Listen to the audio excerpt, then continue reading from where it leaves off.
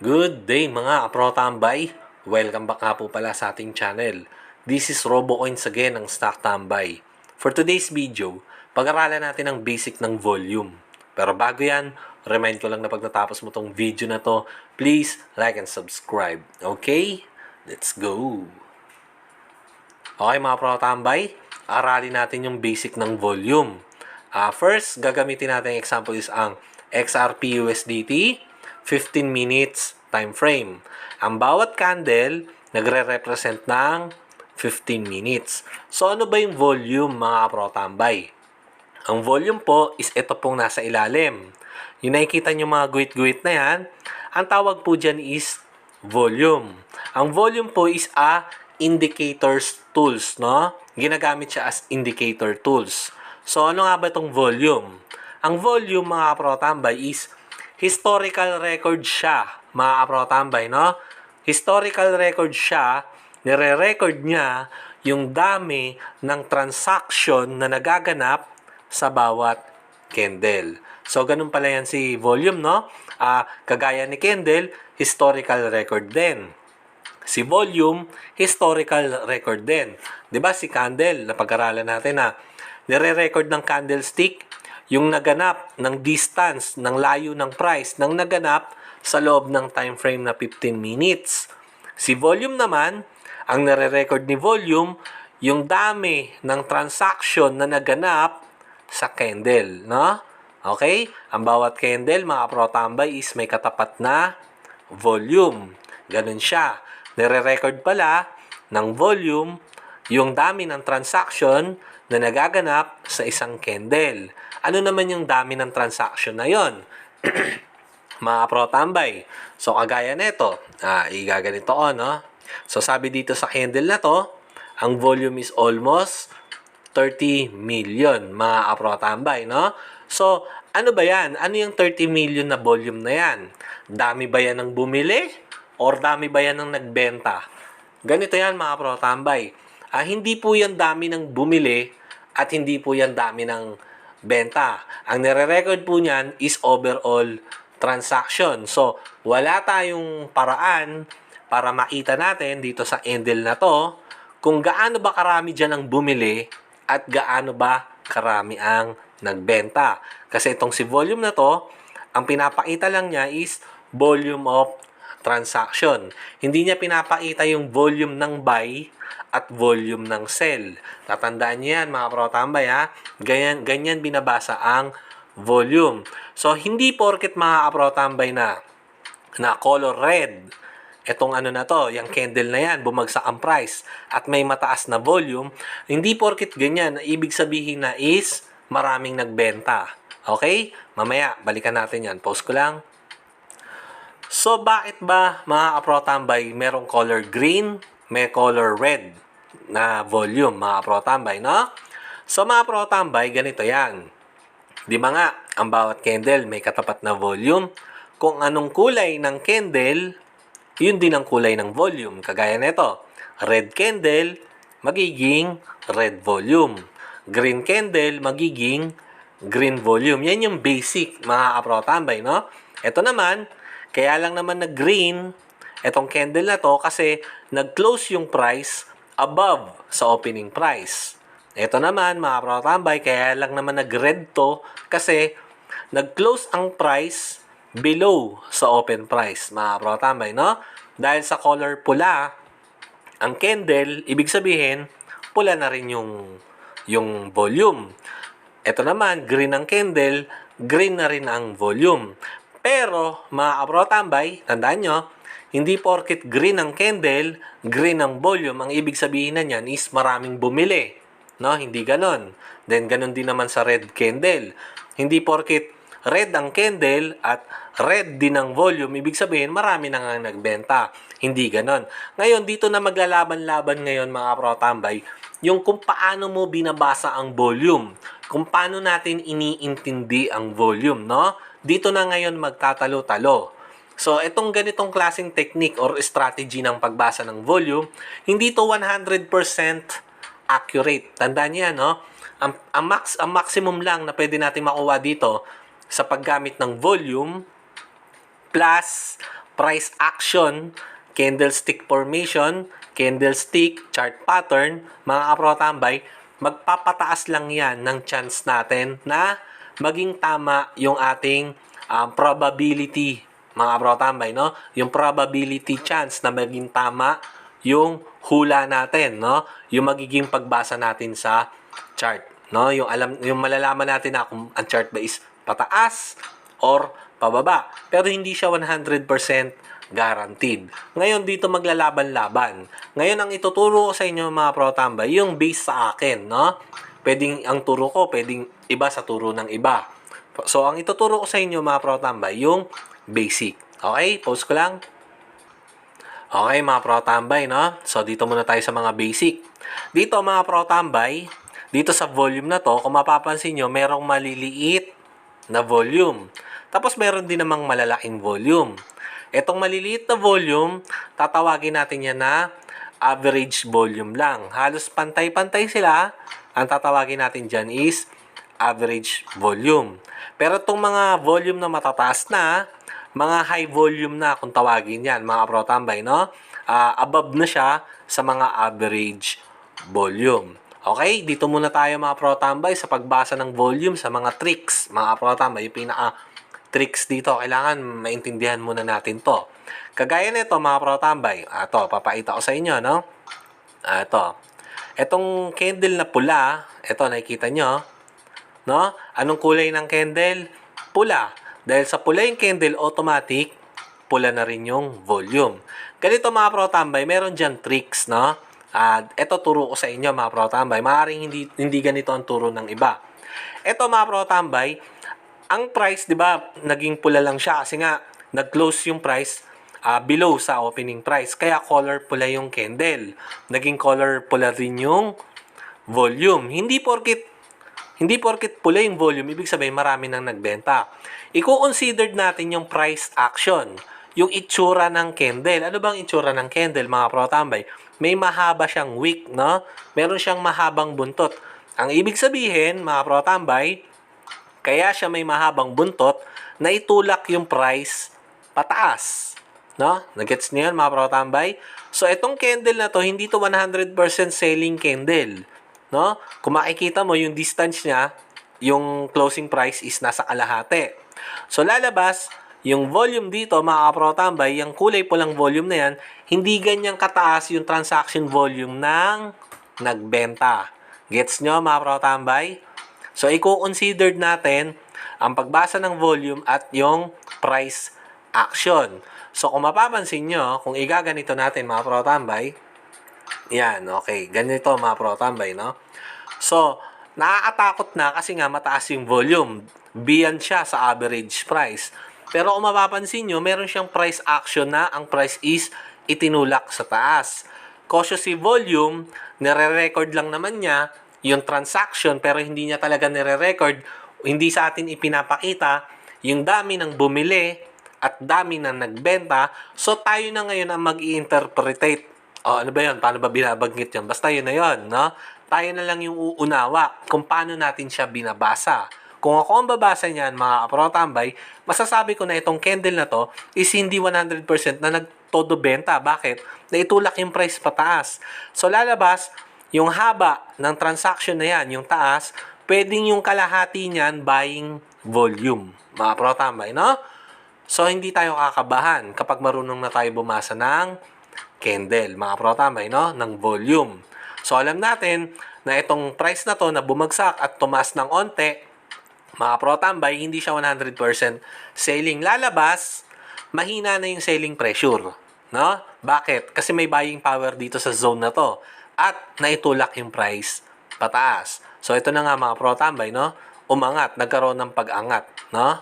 So, ganyan siya binabasa, no? So, alam na natin yung tricks, mga protambay. Then, ipopost ko lang, hahanap lang ako ng mga example, okay?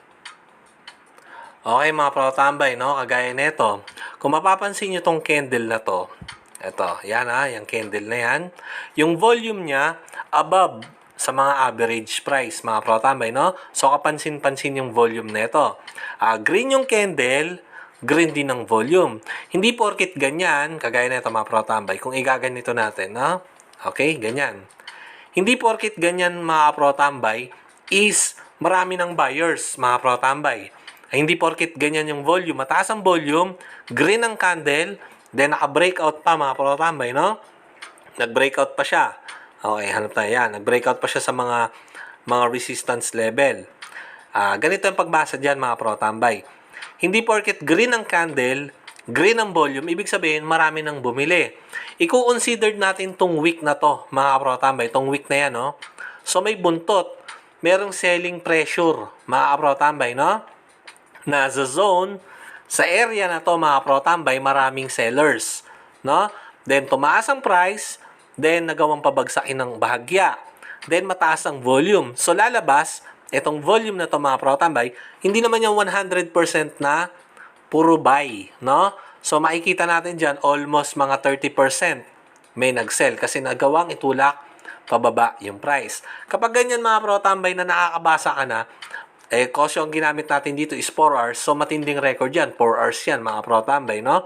So confirm yan na itong week na to nagawang pabagsakin mga pro-tambay. Ngayon, maiintindihan mo na sa area na to, mataas ang selling pressure mga pro-tambay. So, hindi ka ngayon mauuto, no? Or madadaya ng volume na to na, wow, mataas ang volume, green candle, ibig sabihin, buy, no? Hindi ganoon mga pro-tambay. Ngayon, alam mo na kasama ang price action dyan. Okay? So, ano nangyari mga pro-tambay, no? So, nagkaroon ng selling pressure sa zone na yan. Okay? At ang prices bumaba na. Ito naman mga pro-tambay, isa pa sa mga basic example. Kung mapapansin mo, merong dalawang kitang-kita na mataas na volume. Ito, volume na mataas, volume na mataas, high volume. Yung nasa paligid niya, average volume lang, no? So, mababa. Kung mapapansin natin, itong doji na to, yung tinatawag na candle na tong doji na to, yan, mga pro-tambay, color red yan. Then, ang volume is color red, no? Pero sabi ko nga, hindi porket kulay pula yan, ibig sabihin, marami nang nagbenta. Lagi natin i-considered yung price action. So, anong ibig sabihin na itong candle na to na may mataas na volume? Ang ibig sabihin, nung price nung bumaba, nagawang itulak at nagkaroon ng mataas na transaction record, ang ibig sabihin, maraming bumili, no? So, mapapansin natin na itong area na to, dahil sa price action na may wick, itong zone na to is buying zone. At ang confirmation dyan is itong dalawang volume na to. Ang point ko lang mga pro-tambay, huwag kayong magpapalin lang sa color, no? Hindi porket color red yan, ibig sabihin is bentahan na. Gaya na ito mga pro-tambay, no? Okay. Saan ba yun? Okay, ito nga.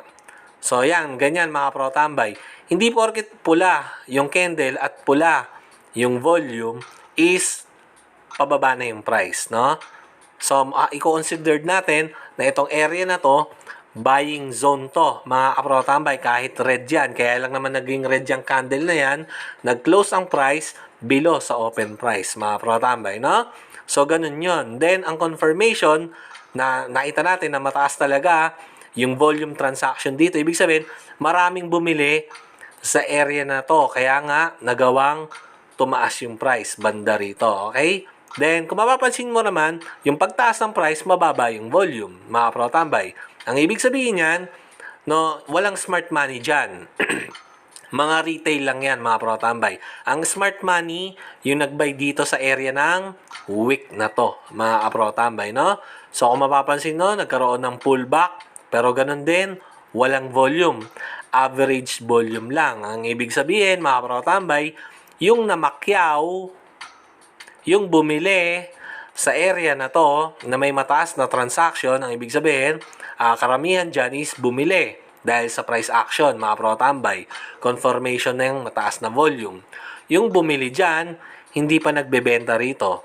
Ba't hindi nagbebenta? Kasi nga, walang volume. Okay, mga pro-tambay? So, mako-considered natin na pullback lang yan. Okay? So, bumaba na naman ang price, mga pro-tambay. Another, may sumalo, no? May sumalo mga pro-tambay. Okay? So, yung sumalo, ganun ulit, another high transaction, ibig sabihin, confirm na tong area na to is buying zone, mga protambay. Ang point ko lang dito sa video na to, huwag kayong magpapanin lang sa kulay ng volume. Okay? Hindi porket pula yung volume, ibig sabihin, pababa na yung price or bentahan na.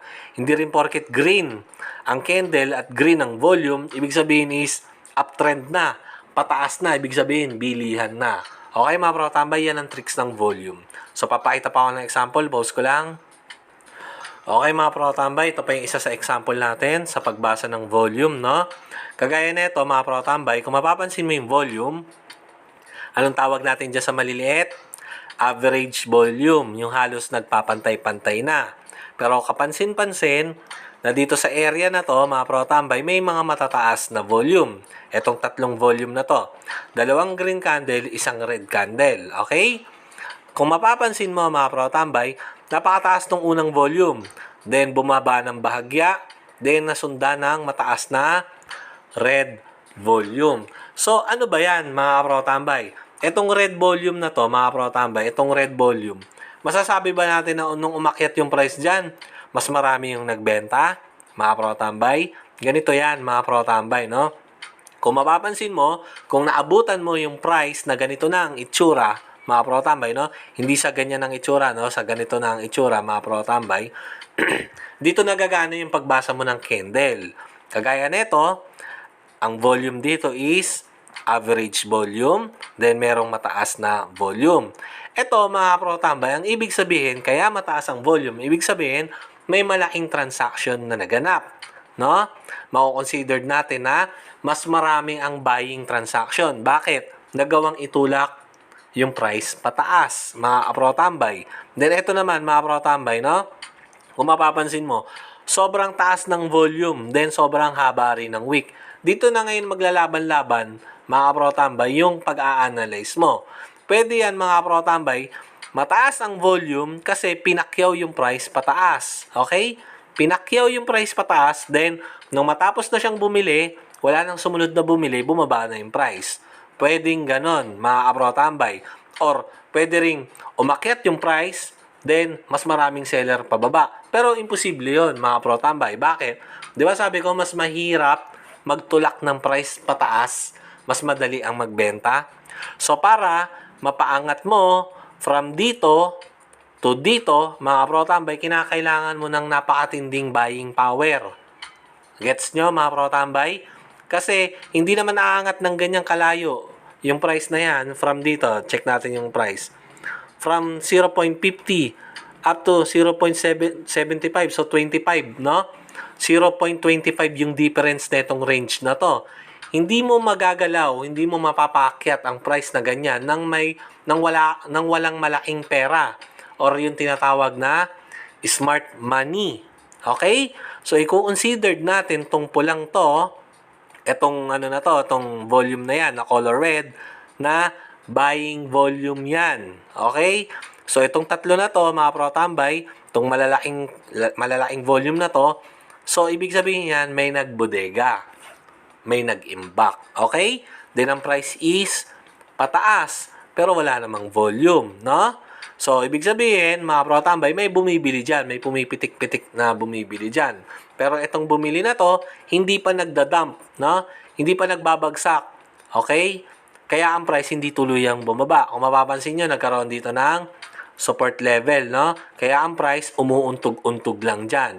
Ang ibig sabihin niyan, mga protambay, nakaitay ng matataas na volume beyond sa average price. Ibig sabihin, may nag-iimbak.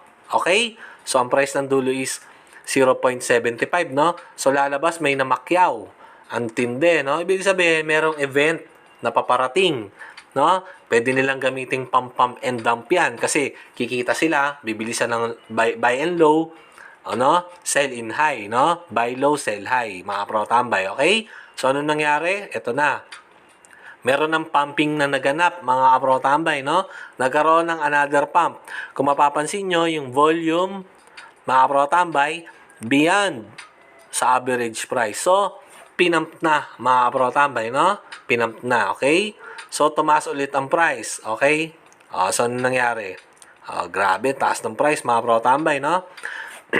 Ngayon, mga pro tambay, sabi mo, pro tambay, sabi mo, pag retailer, hindi nagagawang itulak yung price pataas, no? Bakit ngayon may nag-pump, no? Nagagawang mag-pump. Kasi mga pro tambay, yung magbebenta dyan, yung mga coins na pwedeng ibenta sa area na yan, hawak na neto mga pro tambay. So, pwede nilang gawin is i-limit yung mga sell orders para onting buy natutulak pataas yung price. Gets nyo mga pro tambay? Possible yon. Okay? Possible yon. Hindi 100% pero possible yon. Okay? Then, susundan nila yan ng pump-pump kagaya nito. Merong dalawang volume na malaki nagawang itulak pataas ang price, mga pro tambay, no? So, anong sumunod? Kung mapapansin nyo, sa area na to, itong candle na to, mga pro tambay, itong dalawang candle na to, papansin nyo maliit na yung volume. Compare mo dito sa volume na to at sa volume na to. Anong ibig sabihin nun? Ang ibig sabihin, wala nang smart money sa area na to. Okay?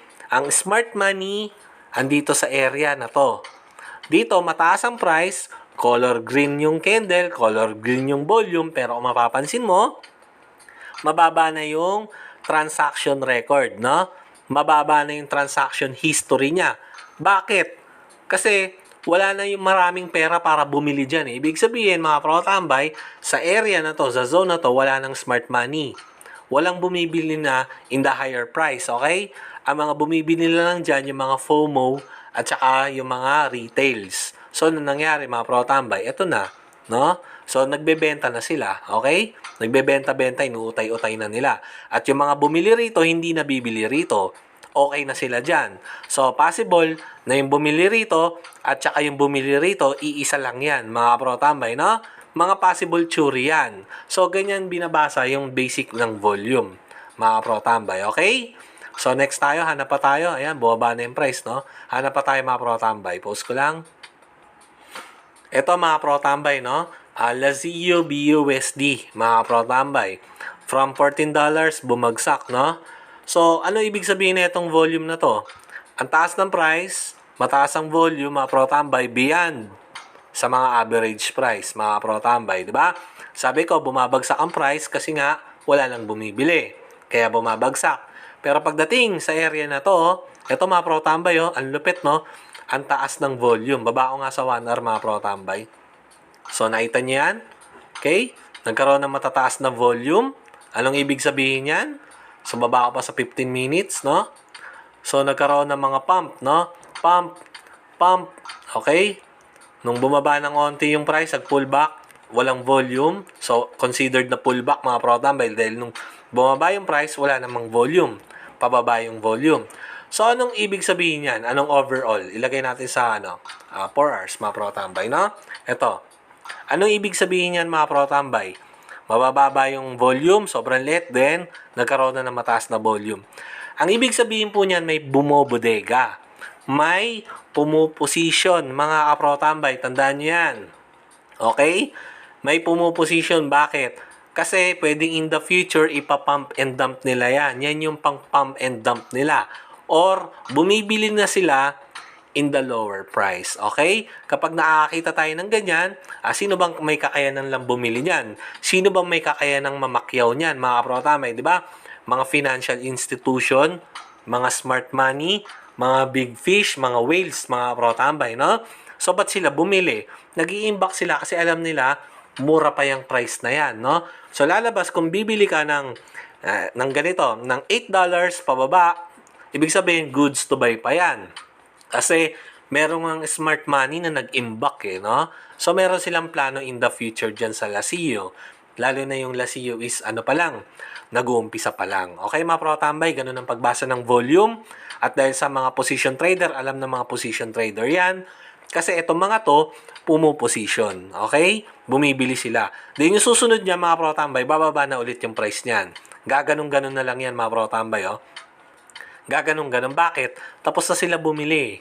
Gaganong-ganon. So, wala nang susunod na bibili, bababa yung price niyan. Then, hanggang sa magkaroon na lang ng event, ipapump nila yan, mga pro tambay. Okay? Yan yung mga example ng pagbasa ng volume. Kung makikita nyo, ang taas, no? Mga pro tambay. Okay? Post ko lang. Okay, kagaya nito mga pro-tambay, no? Sa hot USDT, kung mapapansin natin, bumagsak yung price, then itulak, again, pataas yung price. Merong mataas na volume. Hindi porket pula yung candle, pula yung volume, mga pro-tambay, ibig sabihin, babagsak na yung price. Okay, parang ganito. No? So, kapag nakita mo yung ganyan, hindi porket pula yung candle, pula yung high volume, is pababa na yung price. Ang ibig sabihin lang yan, dito sa area na to, marami ng buying power, mga pro-tambay, no? At nagawang itulak pataas yung price. So, lalabas, mako-considered natin na itong high volume na to, mga pro-tambay, is 50-50, no? So, 50% nagawang babagsakin ng price, then 50% na itulak naman pataas ang price, mga pro-tambay, no? So, merong transaction ng sell at saka may transaction ng buy. Pero, ang goods dyan, mga pro-tambay, kung considered natin na itong area na to is buying zone. Okay, mga pro-tambay? So, may papakita ako, mga pro-tambay, no? Ito, kagaya naman na ito. So, ito. Ito naman, mga pro-tambay, itong candle na to, no? Sa area na to, yung candle na yan, green ang candle, green din yung high volume, mga pro-tambay, no? Pero kung mapapansin natin, bumaba yung price at hindi naman nagawang yung wick na yan, mas mataas pa dito sa tinatawag na all-time high nitong oras na to, mga pro-tambay, no? So, lalabas, itong area na to, itong green na to, kung ganito ang itsura niyan, so, i-zoom ko lang ng onte para hindi lumabas itong malaki. Okay? Yan. Kung ganyan ang itsura niyan, mga pro-tambay, mataas yung volume, then mataas yung candle, pero kita mo, almost 80% nagawang itulak pababa yung price.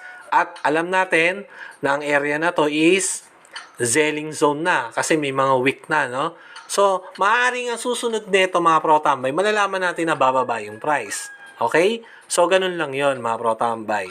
Kaya nagkaroon nga ng pagbaba sa mga short trend, mga pro-tambay, no? So, ganun binabasa yung volume. So, hanap ako ng example. Ito naman, mga pro-tambay, example, VET USDT. Kung mapapansin nyo, merong matataas na volume banda rito. Then, ito, average volume na. Dito sa may matataas na volume, nagawang itulak, pataas yung price, mga pro-tambay, no? Pero, pagdating dito sa mga higher price, wala ng volume. Ibig sabihin, wala nang nagpa-participate dyan ng mga smart money sa area na to, mga pro-tambay, no? Dito sa area na to, andito ang smart money, mga pro-tambay, no? So, anytime, kung sakaling bibili sila dyan, pwede na silang mag-dump banda sa area na to, mga pro-tambay, no? So, walang sumunod. Makikita nyo, average lang yung volume, no? Ang bababa, mga pro-tambay. Pero dito, sa area na to, nagawang itulak pataas yung price, may mataas na volume. Ibig sabihin, merong smart money sa zone na to, mga pro-tambay. Pero sa zone na to, wala pang pumapasok na smart money. So, kung i-check natin, mga pro-tambay, so, ito, no? Okay, layo ko lang. Kung mapapansin mo, ito. Okay? Dito, may volume ng pag-buy. Dito naman, sa area na to, may volume din ng pag-sell. Mga pro-tambay, no? So, pwede yan, yung mga bumili dito, pagdating sa zone na to, nag-uunti-unti na yan magbentahan, mga pro-tambay, lalo na sa area na to. Okay? Makikita nyo, merong volume ng pag-buy, merong pag-volume ng sell at nagawang pabagsakin yung price, mga pro-tambay, no? So, ganun lang yon ang mga basic na pagbasa ng volume. Importante, mga pro-tambay, na kahit pa paano tinitingnan natin yung volume, mga pro-tambay. Then, minsan, magagamit natin yan considered as kung breakout ba talaga o fake out. Pause ko lang, pakita ko ng huling example. Ito, mga pro-tambay, no? Papakita ko lang. Itong candle na to, magandang example. Ito yung green candle na may mataas na volume. Nagkaroon siya ng breakout dito, mga pro-tambay, no? Ito, mga pro-tambay, breakout yan eh. Ito, papakita ko sa inyo. Yan, yung area na yan, breakout. So, confirm siya ng breakout. Una, mataas yung candle, tinatawag na momentum candle, plus may mataas na volume, no? So, check natin yan. Okay? Plus ito pa, mga pro-tambay, no? So, yan, mga breakout yan, mga pro-tambay. Dating may resistance, nabe-break nila, mga pro-tambay, no? Ito, check natin to. Okay? So, yan yun, mga pro-tambay, no? So, makikita natin na nagkaroon ng breakout. So, confirm, no? merong breakout dyan sa area na yan, mga pro tambay. Kasi dati is merong resistance dyan, mga pro tambay. Okay? Ito. Pakita ko lang. Ito, mga pro tambay, oh. Ito, resistance level, mga pro tambay, no? Then, mapapansin natin, may mga matataas na volume. Ito, oh, mga pro tambay, no? Then, pinalo upan ng pinaka-breakout. Ito, mga pro tambay. Okay? Yan. Okay? Breakout na talaga, mga pro tambay. Then, hindi na siya fake out, mga pro tambay, no? Kasi, merong follow-up na confirmation ng tinatawag na volume. Ito, pakita ko lang. Mas maganda. Okay. Gagaya niya, mga pro tambay, ha? Ito, itong volume na to. Yan, okay? Kita niyo yan, mga pro tambay? So, nagkaroon ng breakout sa zone ng resistance, no? Kung mapapansin nyo, yung volume, high volume above sa mga average price. Okay, mga pro tambay, ganun lang yan. Pero, tandaan nyo na hindi naman 100% guaranteed ang pagbasa ng volume. Makakatulong lang to, pataasin ang ating probability, no? Na mabasa yung maaaring future. Kagaya nito, mga pro tambay, yung BTC USDT na naganap na pagdadump, no? Kung mapapansin nyo, confirm nagkaroon ng breakout, no? Pataas yung volume, then lumampas na sa mga support area natin, mga pro tambay. Kung mapapansin nyo, itong candle na to, no, nagawang pabagsakin yung price. Then, nagawa ring paakyatin. Pero kung mapapansin nyo, mataas yung volume, mga pro tambay. Ano ibig sabihin? Ang ibig sabihin niyan, sa zone na to, may buyers, mga pro tambay, no? Pero hindi naman porket may buyers is matatag na yan. Kagaya nito, nasusundan pa rin ng pagbaba. Pero ang alam lang natin, sa zone na to, meron ng buyers, mga pro tambay, na itong volume na to, itong volume sale na to, mga pro tambay, hindi yan masasabing considered na ganyang kataas ang transaction ng nagbenta. Okay? Hindi ganun yan. Kasi nga, merong price action na merong mahabang wick. So, lalabas, pwedeng 50% ng volume na yan, i-consider natin sa buying, mga pro tambay, no? So, ganun siya. Huwag kayong magpapalin lang sa kulay ng volume. Kasi, kung ano lang kulay ng candle, yun lang din ang nagiging kulay ng volume. Pero, hindi porket pula yung candle, ibig sabihin, is marami na talagang nagbenta. Mataas yung transaction ng nagbenta. Hindi rin naman porket kulay green yung candle, ibig sabihin, mas marami na yung transaction ng bumili. Tandaan nyo, ano lang to, volume transaction record lang. Pero hindi tayo pinapakita ng gaano karami ang bumili sa gaano karami ang nagbenta. Wala tayong ganung tools, mga pro tambay. Okay? Popost ko lang, mga pro tambay, may papakita lang ako. Okay, mga pro tambay, dito tayo ngayon sa ating Stock Tambay YouTube channel. Punta lang kayo sa playlist, no, mga pro tambay, para sa mga newbie. Click nyo lang tong basic tutorial, no. Marami kayo dyang matututunan kung paano ginagamit yung Binance. Then sa mga basic tutorial natin ng chart reading at saka ng, tawag na ito. Ito to, chart reading at saka, wait lang, pause ko lang. Ito, mga pro tambay, dito na pala, nakahalo na pala sa chart reading yung ating mga candlestick, mga pro tambay, no? Then itong video na to, ilalagay ko rin dito. So, para sa mga newbie, mga pro tambay, punta lang kayo rito. Check nyo, panoorin nyo lang yung ating, yung pinaka, natin, yung pinaka playlist natin, mga pro tambay. Marami kayo ditong matututunan. Crypto news, chill video kapag wala kang ginagawa. Watch mo lang tong chill video natin. Chart reading, tsaka ito, mga basic tutorial. Marami yan, mga pro tambay. Okay? So, nandyan yung mga paggamit ng Binance. Watch nyo lang, mga pro tambay.